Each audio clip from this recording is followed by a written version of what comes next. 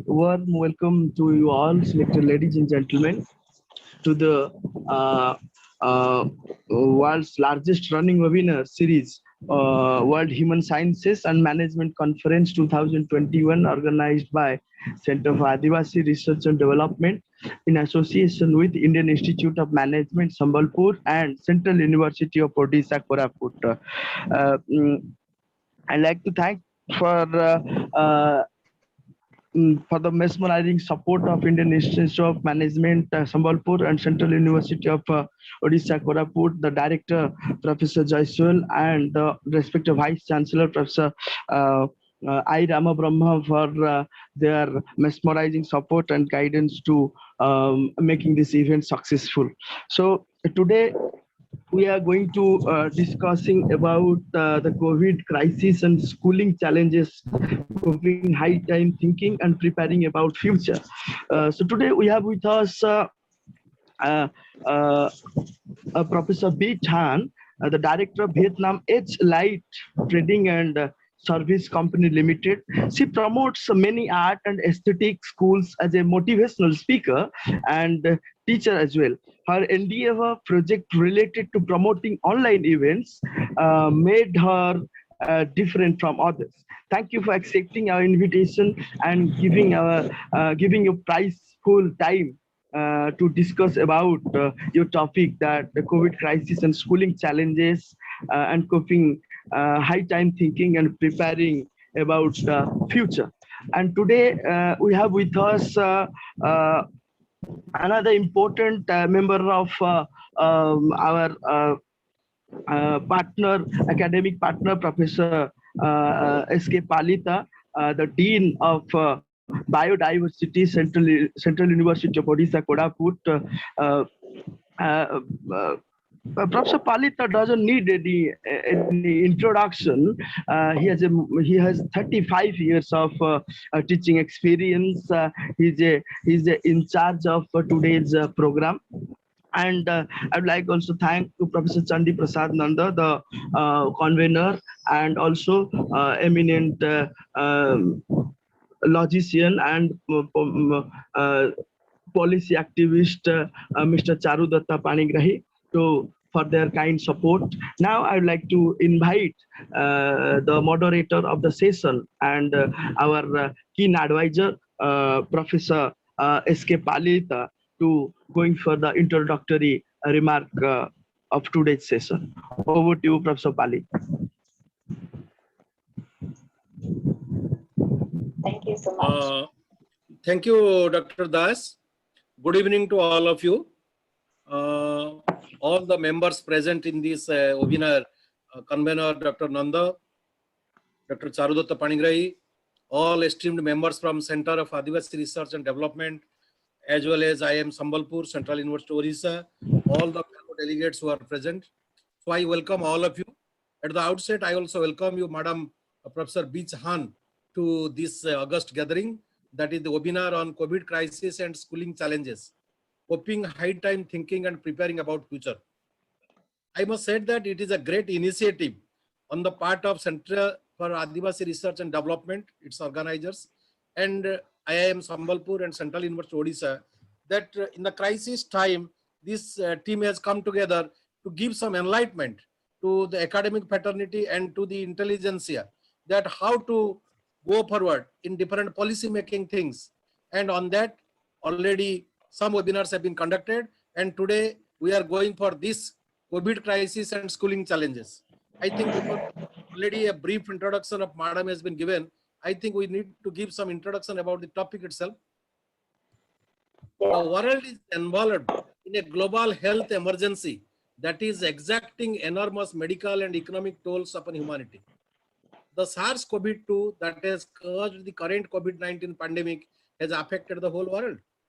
As on date today, as per World Health Organization reports, that there are a total of 1,837 lakh 343 confirmed cases of COVID infection and 39 lakh 81,756 deaths around the world due to corona pandemic. Compared to other historic pandemics which has affected the whole world earlier, Present one is most lethal on human health, society, and economy and livelihood. From a neuropsychiatric perspective, there are obvious signs of global psychological distress related to social isolation and fears of illness, death, countless uncertainties about the future. In this midst of all the pandemonium and destruction, and as we begin to find our way through the crisis, it is imperative for us as a society and species of human beings to focus and reflect deeply upon what this and other related human health crises are telling us about our role in these increasingly frequent events and about what we can do to avoid them in the future. Failure to do so may in the unwitting extermination of all or good part of our species from the planet. Responding to a pandemic has a direct impact on the economy. The stricter the public health measures that disrupt economic activity, the bigger the blow to the economy. The economic impact from the COVID-19 pandemic has been particularly very brutal. You can see this is a report by International Committee on Red Cross dated 3rd June 2021. They have taken this report from underdeveloped countries which are in conflict. In Nigeria, 95% of people say that their sources of income have suffered heavily due to pandemic. In Iraq, 83% of people told that livelihood have been suffered. In Ukraine, 75% of people reported an increase in the price of basic items. So this survey data serves as a warning that the economic hardship brought about by the COVID-19 pandemic could foster a boom in aid dependency in countries at conflict without coordinated responses from the government, international financial institutions, and humanitarian development actors. The typical coping mechanism that families use to overcome lean times world over may be any society, asking for loans from neighbors or family, reducing purchases, using savings, have been exhausted for many. The hardest hit households were already food insecure, with physical and financial access to food markets restricted due to COVID. Worryingly, chronic hunger, malnutrition, and COVID-19 are mutually reinforcing as previous outbreaks. Ebola, SARS, MERS, these earlier have negatively impacted food security, increasing malnutrition rates, improving health systems in conflict zones, offers positive returns locally and globally. In the near term, strengthening health, water and sanitation system in conflict zones to prevent and manage infectious diseases transmission must become a priority, and it was the call by the ICR, International Red Cross Health Team leader, Madam Martinez. Then impact of COVID-19 on people's livelihood, their health and our food system. And here we can say this is a multi-pronged one. The economic and social disruption, tens of millions of people are at risk falling into extreme poverty. The number of undernourished people currently estimated at nearly 690 million could increase by up to 132 million by the end of the year. Nearly half of the world's 3.3 billion global workforce are at risk of losing their livelihood. Without the means to earn an income during lockdown, many are unable to feed themselves and their families. The entire food system has been affected. Border closure, trade restriction, and confinement measures prevented farmers from accessing markets and agricultural workers from harvesting crops, thus disrupting domestic and international food supply chains and reducing access to healthy, safe, and diverse diets.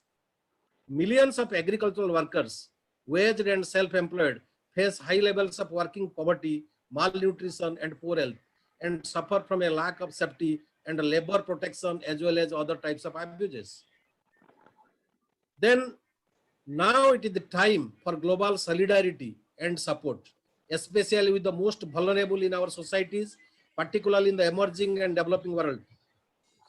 Only together can we overcome the intertwined health and social and economic impacts of the pandemic and prevent its escalation into a protracted humanitarian and food security catastrophe with the potential loss of already achieved development goals. We must rethink the future of our environment and tackle climate change and environmental degradation with ambition and urgency. Only then can we protect the health, livelihood, food security, and nutrition of all people and ensure that our new normal is a better one. In this context, we are fortunate to have Madam Professor Bich Hanh, teacher, founder, Hong Thai Education School, Hanoi, Vietnam, assistant of Scaro Vietnam, director Vietnam HLI Trading and Services Company Limited. So with this, I again welcome Madam Professor Bich Hanh to this August gathering and to the all participants. Now to the Dr. Das. Yeah, thank you so much. Ma'am, please continue.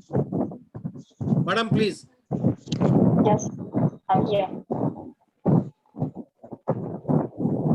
Yeah, Madam good Professor Bich evening. Hanh, please. Yeah, good evening to all of you. I am Bich Hanh from Vietnam, Director of HLI Trading and Services Company Limited. I'm very glad to be a guest speaker in the global dialogue today. And my topic today is COVID crisis and schooling challenges, coping, high time, thinking and preparing for future. In my topic, I'm going to present three main points. The first point is the world context. As you know, you have just represent the facts and figures about the crisis due to the COVID pandemic, and it has very negative impact on the human lives in various aspects, such as aviation, tourism, manufacture, or employment, catering services, and all of the aspects. And in the worst situation, death cases are reported daily in ever increasing number. Typically, some countries such as China, Italy, the USA, Germany, and some other countries, all the countries are affected badly by the coronavirus. Besides negative effects, the pandemic has created job opportunities for some categories. Let's take garment industry as an example. Making face masks and protective suits have never been so profitable. During the pandemics, while billions of people have lost their jobs, garment factories have developed quickly to meet the demand.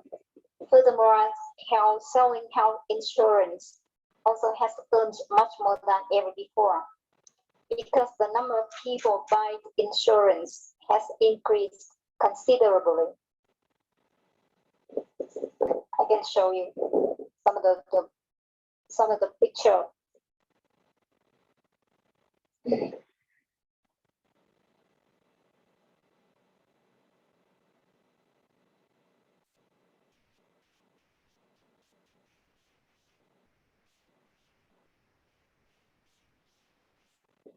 Yes, as you can see, making the face mask in the period in the time of the COVID, they have produced a large number of face masks, and which shows very effective measure in preventing the infections of the coronavirus. And some more pictures about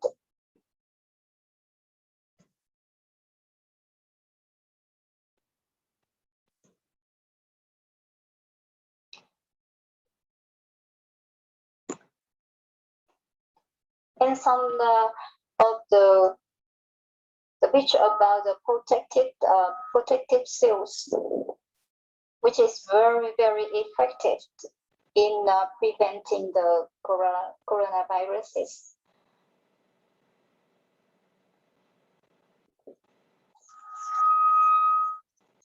Okay, so now, so coronavirus has bad effects for the economy, but it also has some of the positive sides in some areas, as you know. Now, so However, I think that the negative effects is bigger than the positive sides. So how has COVID pandemic challenged schooling, and how do school respond to the situation? To begin with, let's look at the schooling challenges.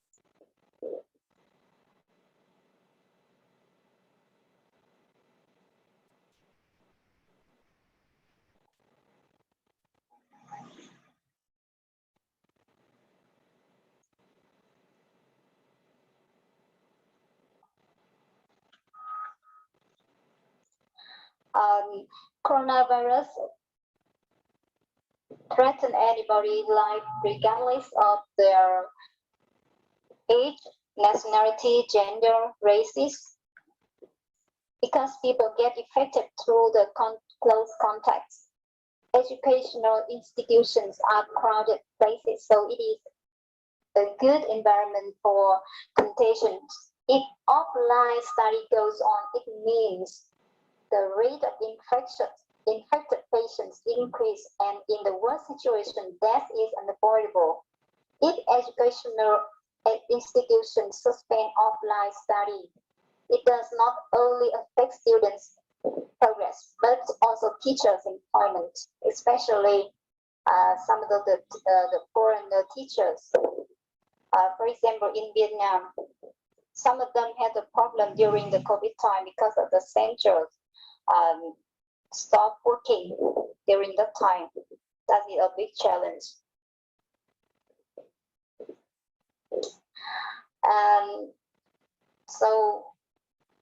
So in the time of COVID, schools also cope with some of the difficulties. So how will schools deal with the above dilemma? As you know, we are in the digital age.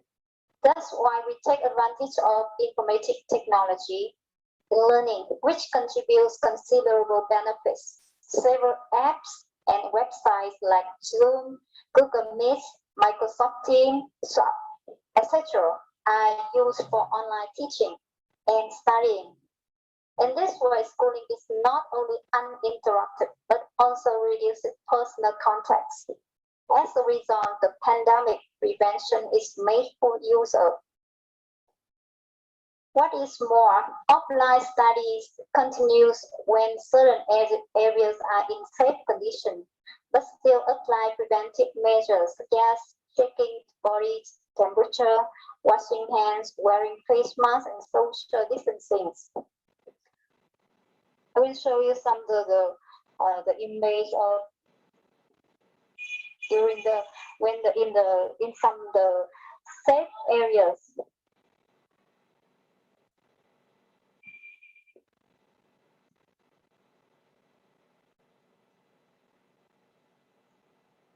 Here, this is the checking body temperature for the student before they come into the class or before the exam, like this.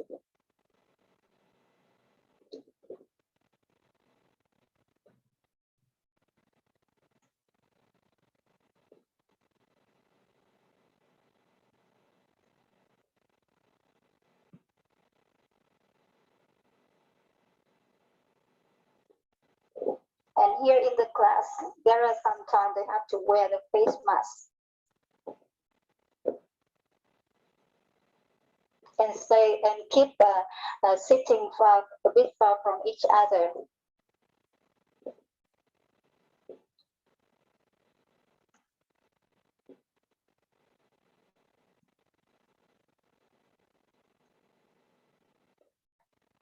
And me, sometimes I have to wear the face mask during the class.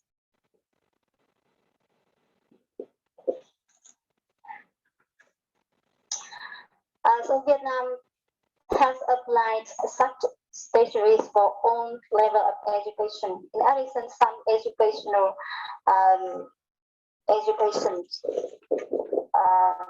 get familiar with that, so they can reduce the spread of the coronavirus during the time they okay. And now So the next part I'm going to talk to you is how do we prepare for our future? The viruses cannot be killed, so we must adapt to it by taking preventive measures against washing hands with sanitizing, scalp washing, wearing face masks, keeping social distancing at least 2 meters. The most important thing to do is to get everyone vaccinated.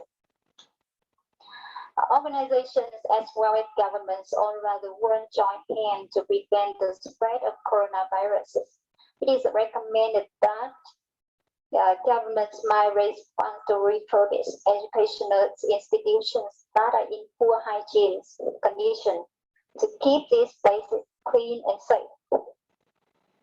And maybe some small amount of money may be spent on growing trees and recycling garbage so that the environment and the air is fresher, which can reduce diseases caused by viruses. Yeah, that's what I want to talk to you. Thank you, madam.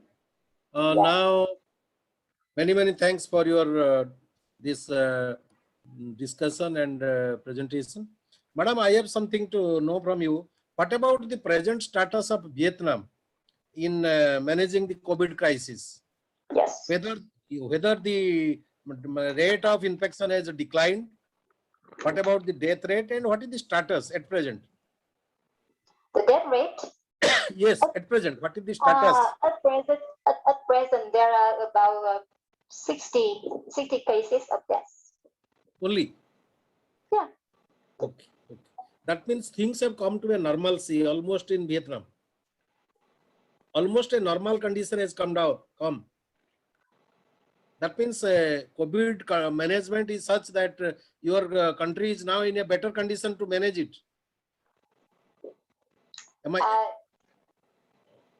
you follow me? Mean that in managing that means, yes, whether your country, everything is going normal, schools are opening, industry are working, every offices are functioning. What about that?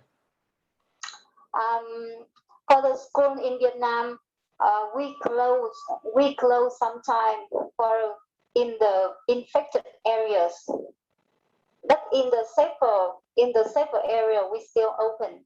Just in some place we close and we change to the online study. Yes. We change to online study so the student still get their education during that time. Okay. Now you see almost whether in your country things are improving towards betterment, or what is the status? Things are better now. Can you repeat the question? COVID infection rate is now declining or not in your country? Declining. Reducing. There is a reduction phase. Number of infections are declining or not? The rate of infectious cases. Yes. Now it is increasing. It is increasing, especially in Ho Chi Minh City. Ho Chi Minh City now the cases are the biggest, maybe about 6,000 cases of positive cases. Okay. But the death rate in the whole country is there are about 60 cases. Death cases. In India, we have experienced the first wave. Second wave is almost about to be over, and we are now in a panic state whether the third wave is coming or not. Delta plus virus variant. So almost the country is now reviving, but not completely okay. And whatever you have said, in India, classes are not have come to a normal condition. Online classes are going on almost 1.5 years. Things are almost not near normal. We are hopeful that in near future, we may be successful, but still we are under COVID. In my opinion, it's very difficult to tell how we feel safe in the time of COVID, because it can kill anybody at any time. We don't know. We are not sure. But at this moment, we are feel very lucky. We feel very lucky because Vietnam government has controlled so well. That's why we can reduce the death rates in the medium. And you know, during the time of the COVID, not only the schools but also some of the services, catering services, for example, the restaurants, we also closed down, and we just they just sell the food they can take away, but not sit there. So that's why we can reduce in the public places. Yeah. Okay. So in school the same, because it's now in the school. If we still in operation, it means the many students come in one place. So it make the chances for getting infections bigger. So that's why we have to stop and change to online study. Okay, thank you, madam. Now I will request other members present to ask if they have anything to ask to Madam Professor Ban. Other members, please.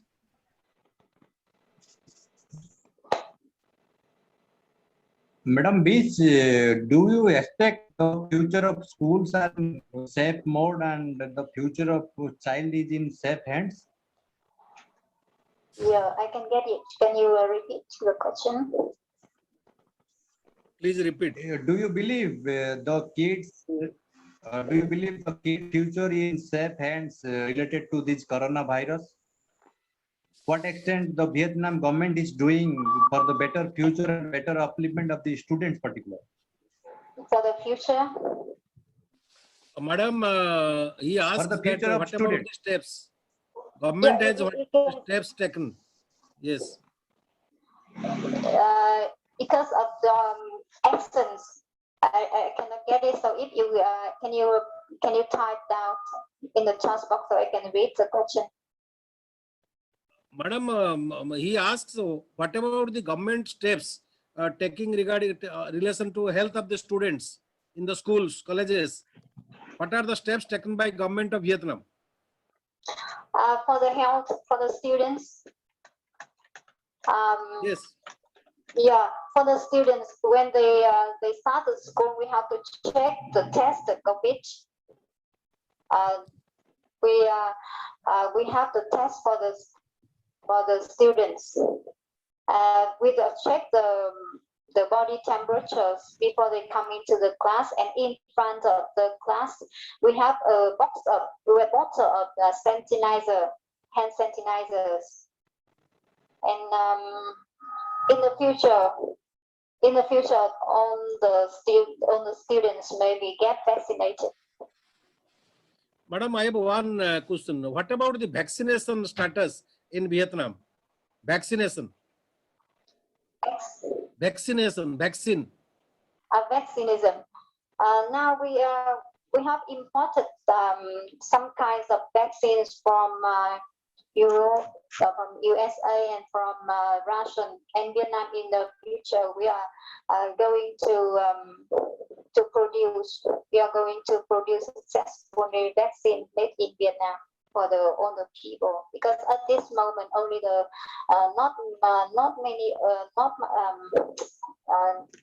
amount of vaccines is not much, so everyone cannot get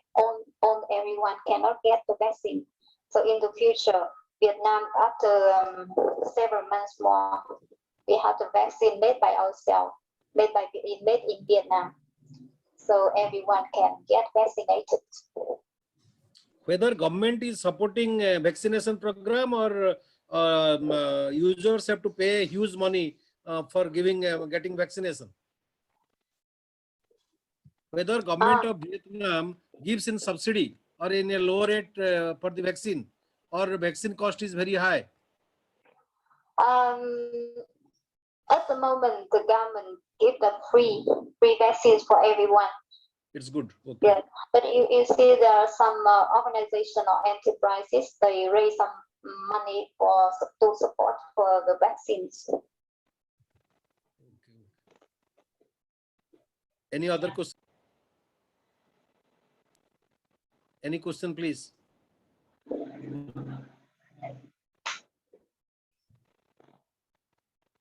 Is there There is any another Delta question variant? from Mr. Chitaranjan Misra. What vaccine? Delta variant, as far as I know, there is no Delta variant.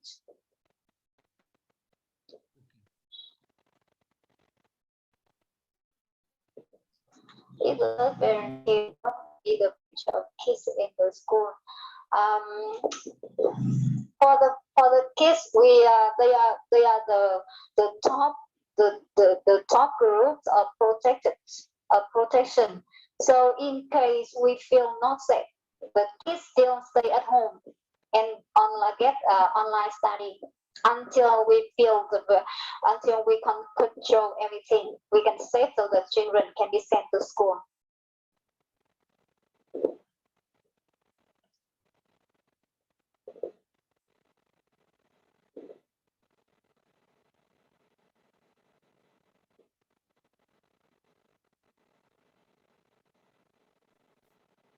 Any other question? So I think, madam, it is a very nice time with you, and you have presented vividly what is going on in Vietnam and how government of Vietnam and What about the industrial houses? What about the industrial houses? How are they helping the people? What about the Industrial houses? housing? What about industrial houses helping the corona patients? For the housing? Industrial houses supporting corona vaccination or something? Yeah, everyone supports the vaccines. Even the enterprises, companies, organizations, they support vaccines. Okay. So I hope we are both friendly countries, and in South Asia, Vietnam is one of the most important country. It's a freedom struggle gives immense inspiration to different people in different parts of the world. How the Vietnamese have got their independence, and really it is a great struggle fighting against big odds. And Vietnam is coming up and developing, and it is an example for others. I hope in the Southeast Asian countries, Vietnam is one of the example. And let us see that both of us in India, a developing country, but still Corona has weakened us to any extent. We are trying to coming up, doing our best. Present government is doing its best to come out successfully, but this is not in our hands. But in the coming times, it is important that the source of the pandemic, because now we know that this virus has come from some animals. We call it as xenobiotics, or this is a problem disease coming from animals to men, just like earlier other diseases like AIDS, etc. have come. So it is now time, and we must have enough education to our children regarding a better future. And in South Asian countries which are fighting for their growth and development, certainly the corona crisis is a bigger blow. But I hope both India as well as Vietnam will come out successfully. But there is a necessity of enough education, enough awareness, dissemination of scientific knowledge to the lowest strata where it can reach and we can develop ourselves. And even if another wave comes, we have to be prepared. We have to be prepared both economically, socially, and to fight it, because as a human race, we have to survive and go forward. And I think very nicely, Professor Bich Hanh has vividly explained things taking place in our organization as well as in Vietnam. Now I will ask Dr. Das to take it forward. Thank you, Professor Palita. There are heavy raining in our side, Professor Yes, Palita. it seems so. So internet is very slow. So now we are going to conclude, and I am inviting Dr. Samuel Lima to going for a formal vote of thanks. Okay. And he's concluding with his concluding remarks. Okay. Thank you.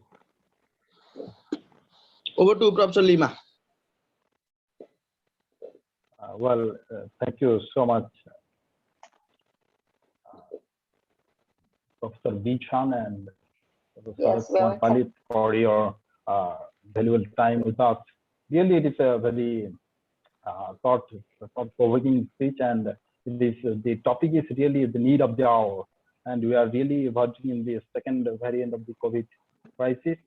This topic is very valuable, and our students or our kids are facing so many challenges in this time, and it is a very important and very thought-provoking speech by Professor Bich Hanh.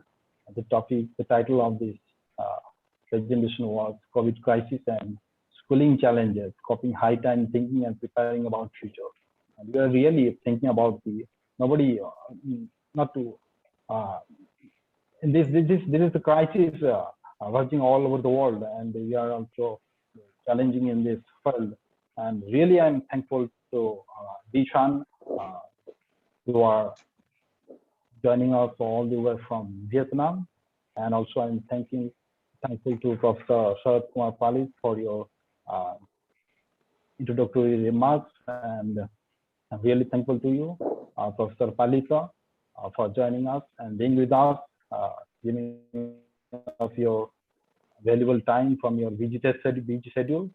And again, I thank to all the students, researchers, teachers, professors, and academics from different institutions of Odisha and India, particularly the students of IIM Sambalpur and the Central University of Odisha, Koraput, and WHSMC University, and different institutions. And also thankful to Professor Mahadev Jaswal, I am Director, and I, Rama Verma, Vice Chancellor of the Central University of Odisha, Koraput.